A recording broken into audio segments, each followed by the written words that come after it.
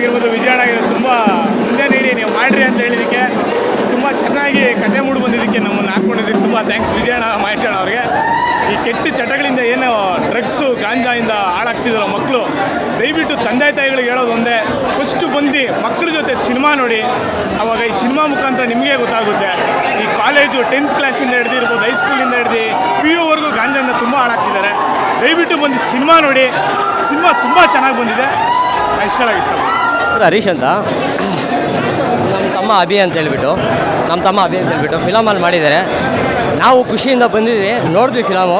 ಈ ಜನ್ರೇಷನ್ಗೆ ಏನು ಮೆಸೇಜ್ ಕೊಡಬೇಕು, ಎಷ್ಟು ಕೆಟ್ಟೋಗಿದ್ದಾರೆ ಮಕ್ಕಳು, ಯಾವ ಥರ ಇದು ಅಂತ ಕರೆಕ್ಟಾಗಿ ಮೆಸೇಜ್ ಕೊಟ್ಟಿದ್ದಾರಲ್ಲ, ತುಂಬ ಇಷ್ಟ ಆಯಿತು ಮೂವಿ.